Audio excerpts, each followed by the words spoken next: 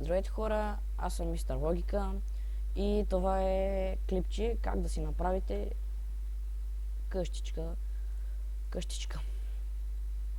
Така хубава къща по типичен български стил. Така. Ще спра клипчето на пауза, докато направя основите. Или пък... Айде, няма го спирам. Така.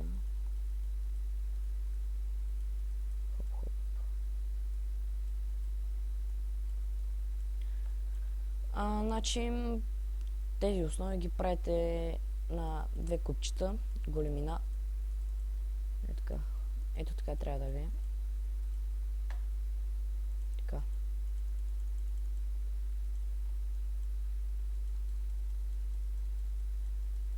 Оп. Айде ще спра клипчето, докато го направя. Айде. Направих ги и сега си избирате си какъвто искате материал. Аз ще си избера примерно ето този. Почваме така. Е така. Но няма да е с дърво. Ще го направим също друго. Ще го направя с какъв материал? Ще го направим с стол. Ето така правите, обикаляте.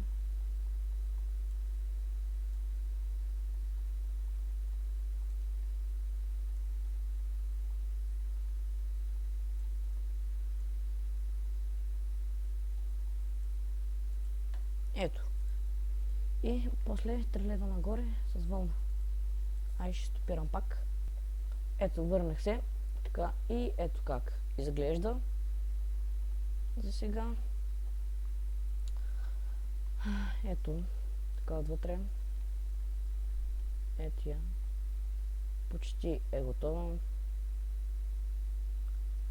Така. След това ще трябва да си вземете къде е само? Ето такова около от слаб. И почвате ето така.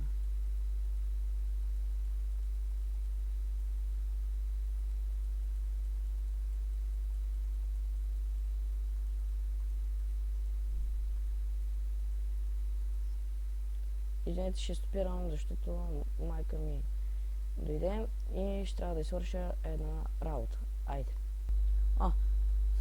Извинете, това е 1 час по-късно. Току-що видях, че снимам, бях забравил.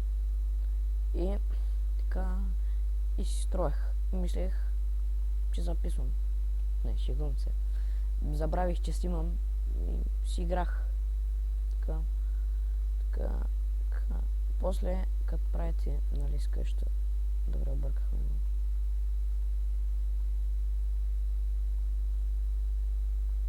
Тук трябва да е. Чакайте. Така. Значи ще го направим така пак. Ще го направим така.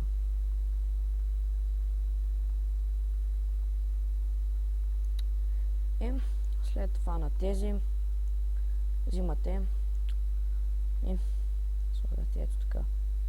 От всички страни слагате ето така. И трябва да ви се получи къща. Ето, така изглежда. Типичен български стил къща.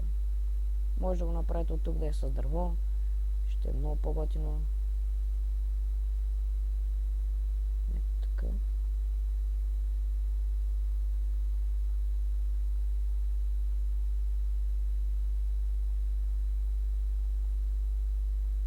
И ето виждате, че е готино. Аз бях Мистер Логика. Бъдете ме и чао.